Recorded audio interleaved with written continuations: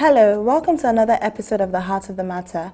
Today we're focusing on Pyramid Educational Advancement Foundation, which focuses on transforming education at the grassroots level in Lagos State. Their projects include a community library model, mentorships, exposures through excursions, scholarships and competitions, and they're focused on children and young adults.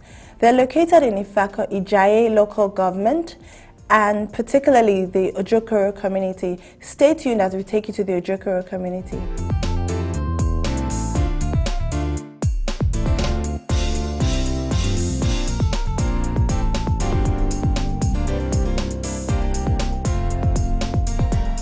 Basically, the goal behind the library is really a long one because that was not the initial concept. It started from a discontent with some young people from this environment, and they just felt like this was not the way education was initially.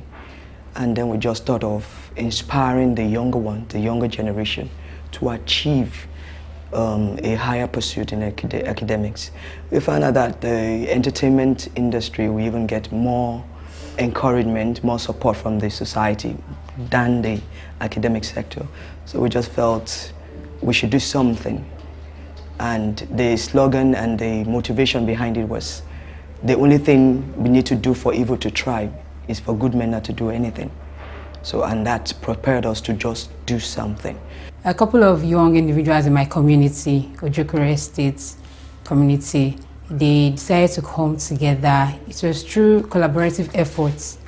They were able to come together and they put together this library. So it was through these efforts that they were able to put this library together. And I was informed about it because they live in my community. Education is good in so many different ways.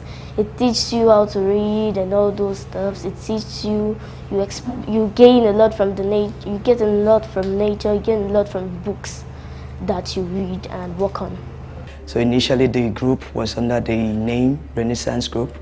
So basically we had to do we call it the brain challenge. We do challenge BM competition, academic. We make them go to the written, the oral examination. The best one comes out. We encourage them with scholarship, with gifts, anything just to make them encourage, show them the better life. They take them on excursion.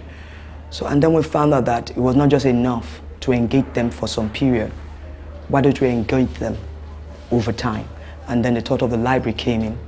Based on my own profession, I just felt we need a rallying point, and also give them access to books. Give them also the access to, we used to put it this way, when you're from this area, it's almost as if you're in a different world entirely from the VI. So wanted to create a world that can inspire the young ones and say there is hope, there is goodness in reading, in studying. So the thought of the library came up. And we want to give them access to books, good books. We want to give them access to good, inspiring environment. So it wasn't easy, but here we are. And then we can see youth coming up, doing something good.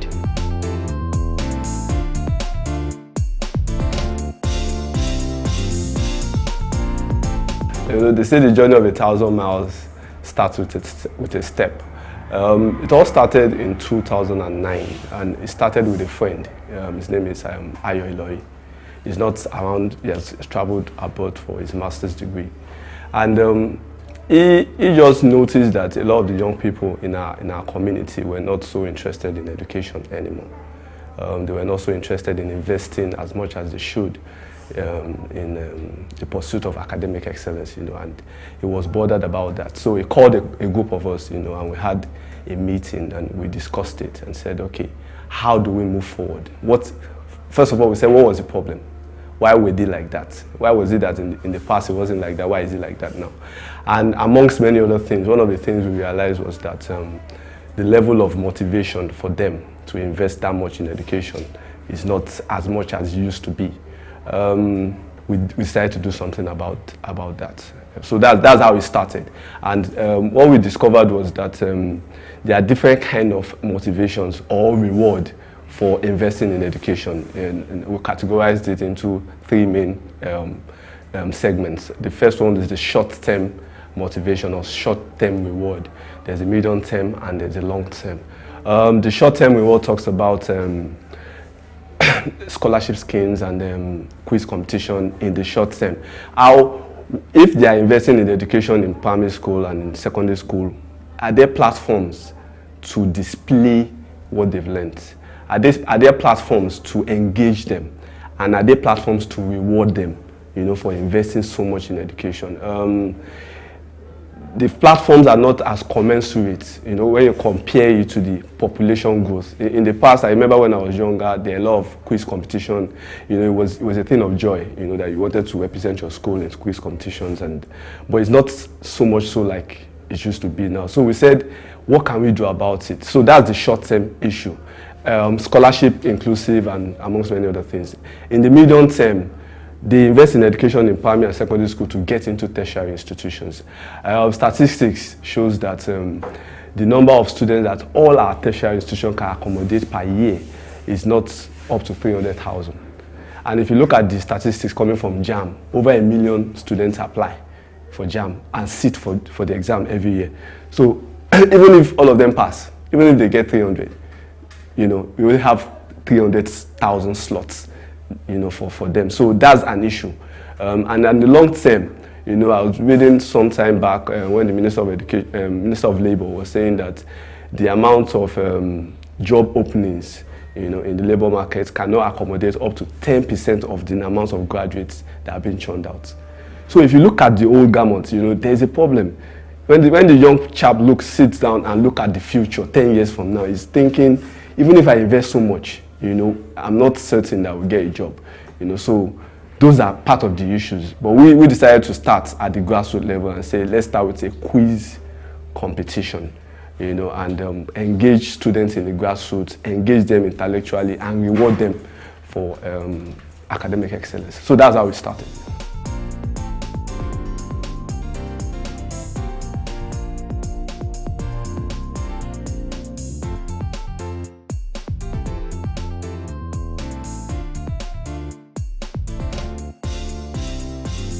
The Ojokoro community, they say charity begins at home.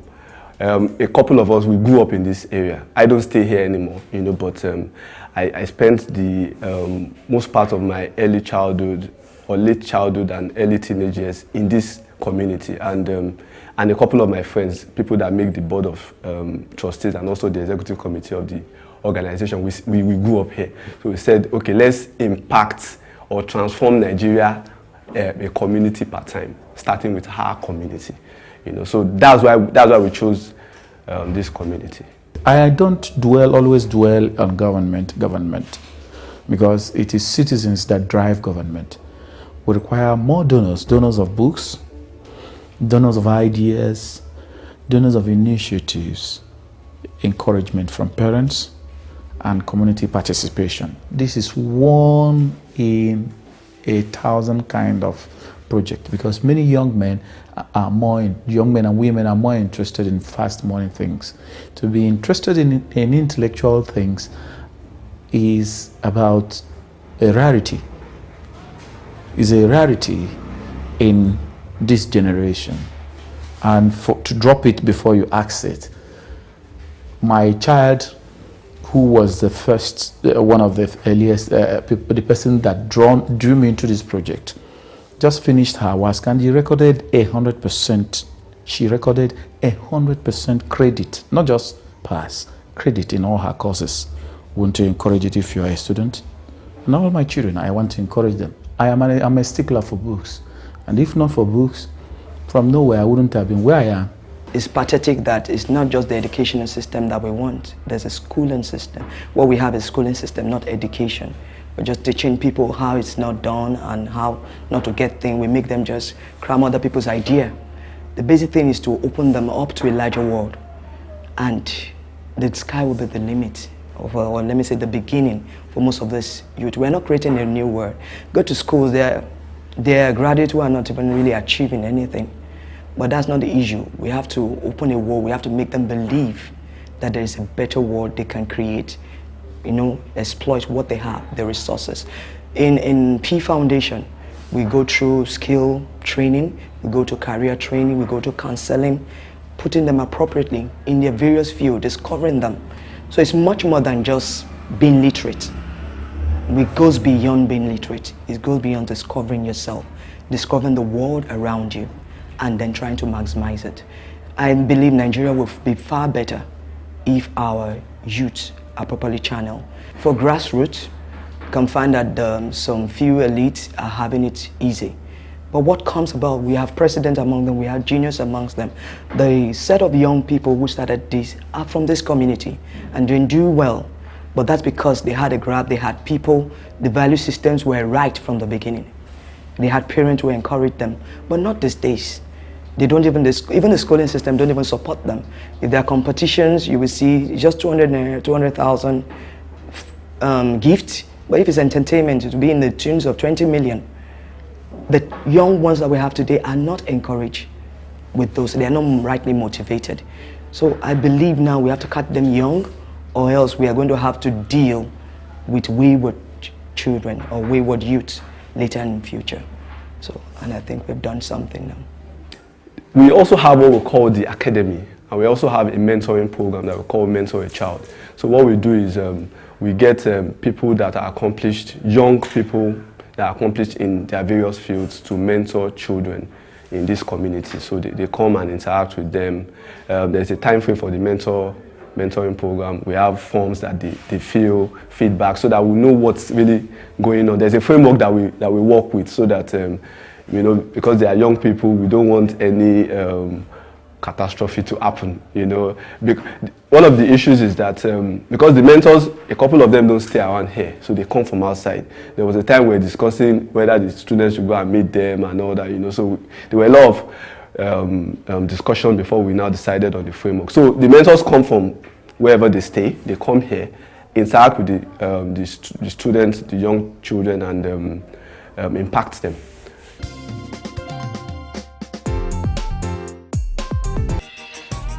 Watch your favorite Heart of the Matter episodes online at www.theheartofthematter.tv. Also, check out exciting behind-the-scenes photos. Leave your comments and like us on Facebook.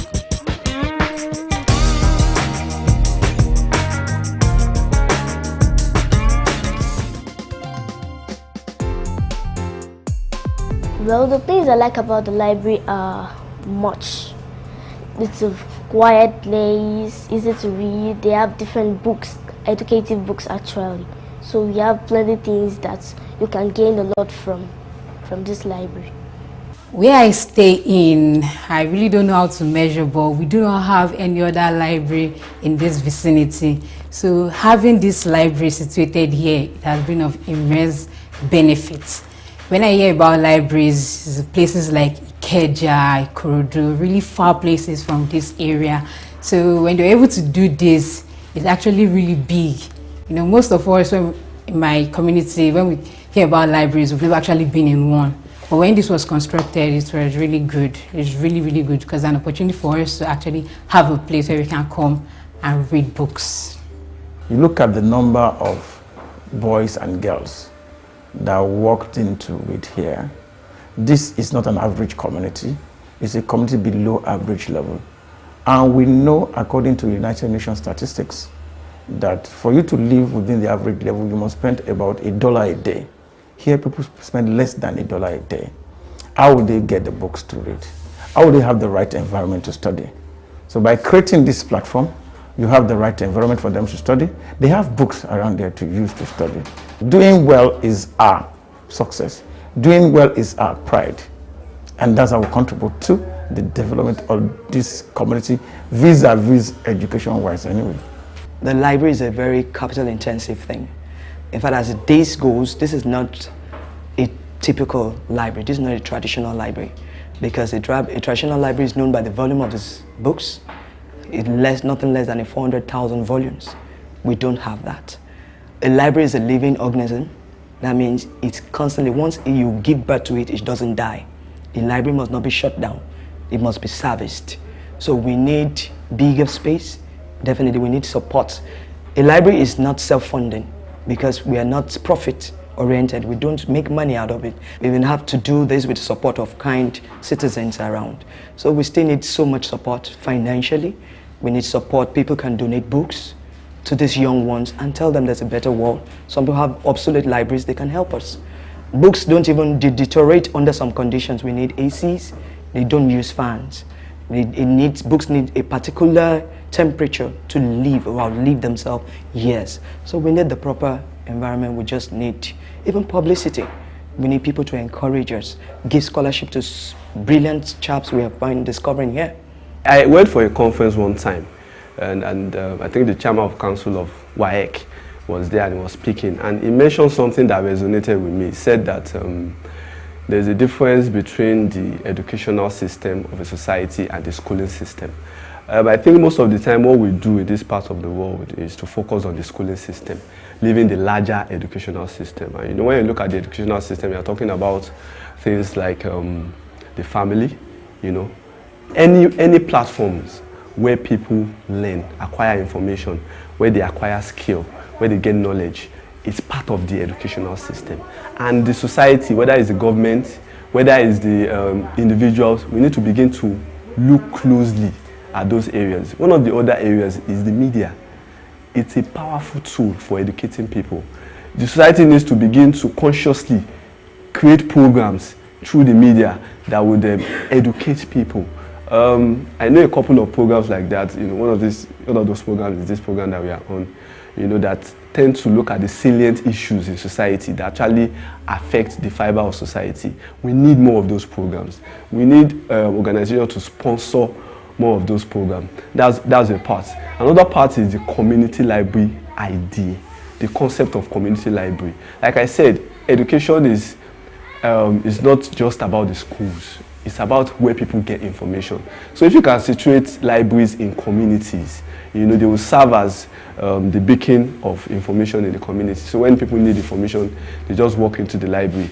We have newspapers that are supplied to the library daily, and we see a lot of people coming here, to get information from the newspapers. A lot of them might not be able to purchase a newspaper, but they know they can get it here. So when they get here, we have a notice board where we put so much information. There's information about Ebola, on the notice board, where super people can learn and be informed about what is happening. So the community library model can help, to revolutionize the concept of education.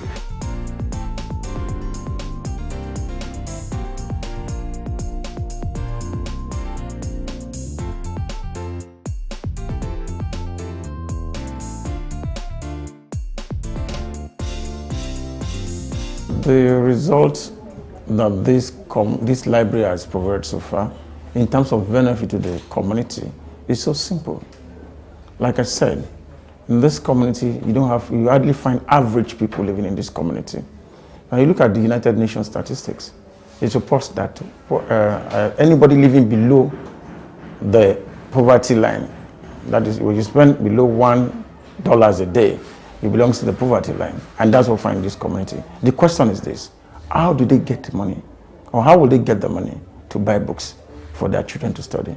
How will that child have that environment, a convenient space to study, to get the desired result? So you have this library in place. They could walk into the library and study, and they could use materials in the library to study. It's a facility that was conceptualized by these young men, and you just need board to support them. One of the student that had gone through our program and he served as an attendant at the library while he was waiting to get into school. Was actually, he had been admitted to Yabatek, but ASUP was on strike for a while. So instead of staying at home, he volunteered here. And he and a couple of the other, volunteers who had also gone through the program noticed that there was a young guy around that was like a destitute. He didn't have anywhere to stay and all that, and they didn't like it, and they took it upon themselves to do something about it. So they informed me about it. They informed the crew, the members of the team about it, and we said, okay, whatever they want to do, they should just let us know, and in any way that we can assist them, And what I got eventually was, he forwarded a string of emails to me. What happened was that he sent a mail to the Commissioner for Youth and Sports, Youth and Social Development in Lagos State, and he got a reply. And they began to communicate until You know, the commissioner forwarded the mail to his special advisor, and that one got in contact with him, called him. They came here. They came to look for the child, you know, and you know they did something about the situation. I want to give kudos to the proactive nature of the government.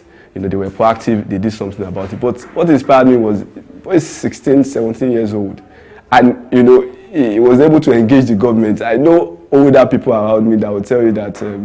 It's the government, they won't do anything, you know, but he had a fresh perspective to life, and he didn't allow that to hinder. He did, because he had a fresh perspective, he was able to go forward. And if we had discussed it for long, maybe if I had discussed it for long, maybe I would have also discouraged him. But he just showed me possibilities. He showed me, and that's what I try to tell them. You know, when we are interacting, when we are talking, I ask them questions. You know, we are trying to solve a problem. I ask them questions, and before they used to tell me that they don't know. I'm looking at them. Don't tell me you don't know. You need to. That means what you are saying. When you say you don't know, you are shutting down your brain. You're not thinking. So nowadays they hardly tell me they don't know. They think up something to tell me. You know, and for me that's the joy.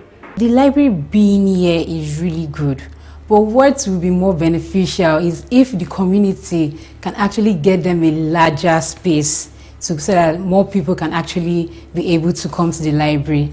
Because it's something I feel is really good. You know, like I said, that there's no other library in existence around this area. So if the community can actually put efforts, you know, to let them have a larger space where they can actually construct a larger library, to have more facilities, and also to be of more benefits to we that are staying in this community. What we should do to help these libraries to donate and to find a better and larger space, so people can be coming on daily basis, most times. If you run a library like this, the thing is, we're not begging people to come and do anything, but we want you to drive your own mind. Let it come from innate mind that yes, you want to support the growth of education in Nigeria. And that's why people, when they say this, they come in around. Some even drops materials, some drops equipment, and you see them doing it. It's about what you see. Do you want it to die, or you want it to survive? If you want it to die, stave life out of it. If you want it to survive, support the project. It's a project that can be done in all communities in Nigeria, but it's just a model in this community. And I believe that people out there, they should be able to contribute to the development of education in their environment. It could be through a community library like this. But where you failed, my brother, you are looking for trouble. We have seen it happening in northeastern Nigeria, where those boys that were the Almanjiris of yesterday, they've grown up now, they are not educated, they don't have things to work with. We know what they are doing right away. And that's Nigeria is in trouble in northeast. But we don't want the same thing to replicate itself in our community, in our state, or in other parts of the country. This is just a call for everybody to support the idea or the concept of having a community library. When you keep people busy, they study. Where they study, they could have opportunity to write examination. You have people in the community that could sponsor GCE certificate examination. And when you do that, a child is given GCE, and if he passes that GCE level, he's crossing to the next level. If he crosses to the next level, you know what that means? Higher tertiary institution. After that, the man is made.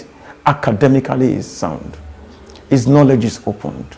And he'll be able to contribute that which has been developed in him to positive development in the community or in Nigeria. That's what I see here.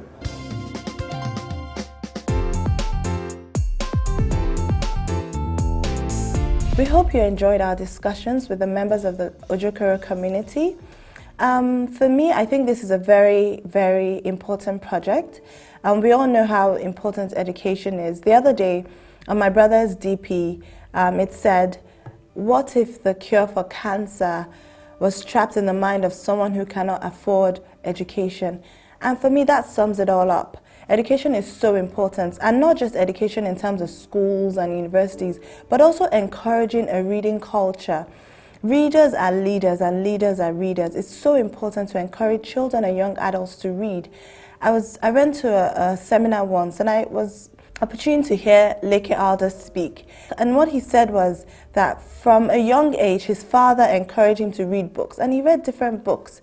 And today, look at what he is. So I think it's so important that we encourage our children to read and also to take education very seriously. Thank you very much. Until next time, God bless you.